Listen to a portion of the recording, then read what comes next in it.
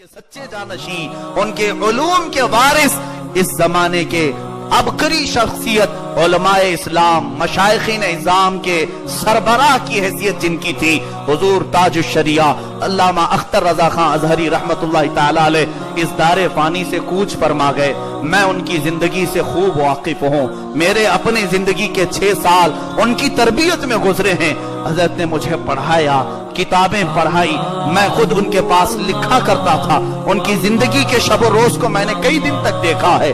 अल्हम्दुलिल्लाह किताबों में हमने जो पढ़ा था, अल्लाह का वली ऐसा होता है, उस बरेली की जमीन में अपने आंखों से देखने को मिला था कि जिनका तकवा ये था कि लोगों के सामने जिस तरह वो रहा करते थे, तन्हाई में भी बैठ करके वही काम किया करते थे। ऐसे नहीं कि मजमे में आने के बाद पारसा बन जाए, मजमे में आने के बाद परहेजगार बन जाए और घर में जाए तो फिर उसके ऐब खुल जाए। मैंने तन्हाई में भी उनके साथ वक्त गुजारा।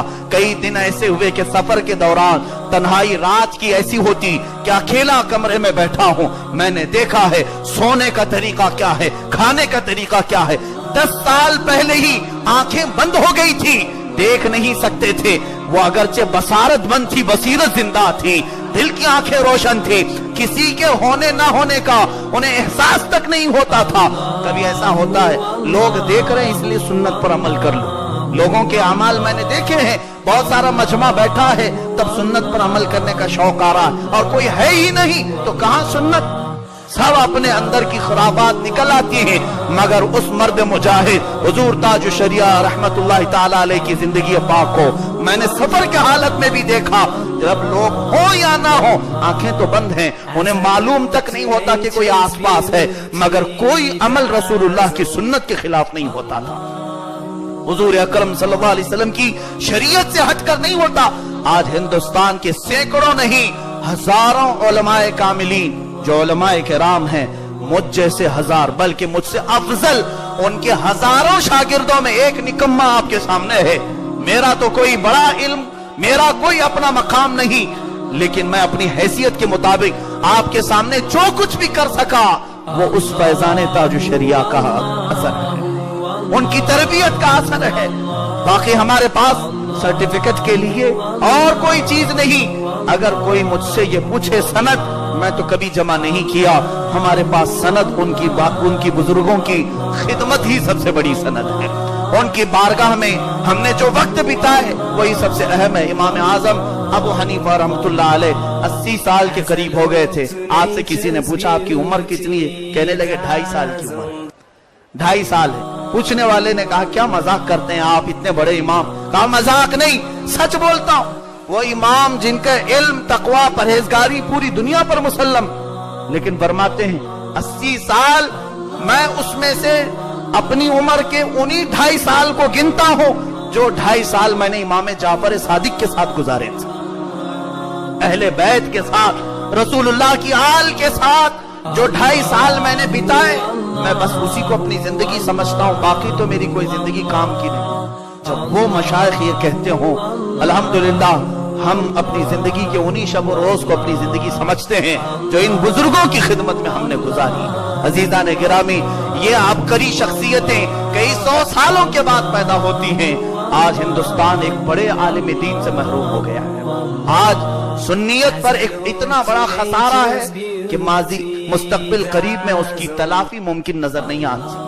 वो जो जगह खाली हुई उसको 100 लोग मिलकर के भर नहीं पाएंगे। उन्होंने आलम अरब में अपना सिक्का जमाया था। जानते मिस्र में मेरे तालीम के दौरान जब हजरत तशरीफ लाए थे, अल्हम्दुलिल्लाह मैंने देखा उलमाए अरब जो जल्दी किसी को देखने भी जाते नहीं है। मिस्र के असातिज़ा के बारे में ये ख्याल कि वो अगर किसी के जलसे में चले जाएं तो कामयाबी की अलामत है। मिस्र में जामिया अज़हर पढ़ाने वाले असातिज़ा बड़े इल्म वाले सेलेक्ट होते हैं मिस्र में, जामिया अज़हर के उस्ताद। लेकिन जिस वक्त हजरत तशरीफ लाए थे, तकरीबन 27 असातिज़ा उनकी एक महफिल में हाजिर हुए थे। ये अपने अंदर एक ऐसी बड़ी नौइयत है कि मिस्र के उलमा खुद बयान करते हैं, कभी किसी अरब आलिम के लिए भी इतने असातिज़ा जमा नहीं होते जितना हिंदुस्तान से आए हुए इस मुजाहिद को देखने के लिए लोग आए थे। लोग अल्हम्दुलिल्लाह वहां पर भी खिलाफतें हासिल की।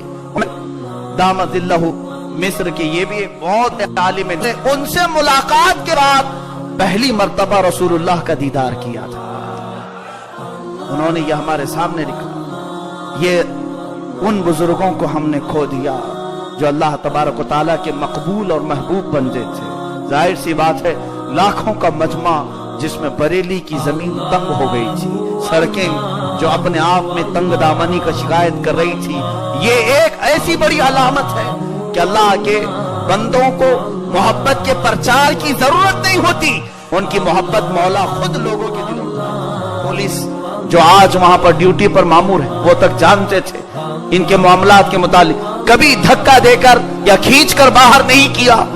और हजरत की एक आदत ये भी मैंने देखी, बड़े हिंदुस्तान से जब मदीने तैयबा जाया करते थे, खुद मदीने तैयबा में मकान है हजरत का, आज भी मौजूद है, वहां से जब जियारत के लिए जाते थे, और जब मालूम होता है उनके मुरीदीन को हजारों की तादाद में साथ उम्रे के लिए जाते ही थे, हज के लिए जाते थे। मेरा पहला हज भी हजरत के साथ ही हुआ था अल्हम्दुलिल्लाह। लेकिन एक चीज हजरत की मैंने ये देखा, बारगाहे नबी में जाने की बात आती तो घर से जब वजू गुस्ल करके निकलते, कपड़े पहनकर, खुशबू लगाकर, हालांकि आपको दो लोग पकड़ के चलाते थे, उस वक्त ये जलाल में कहते, जाने से पहले खबरदार, जब रसूलुल्लाह के मजार के पास जा रहा हूं, कोई मेरे आसपास नहीं आएगा, कोई करीब नहीं आएगा।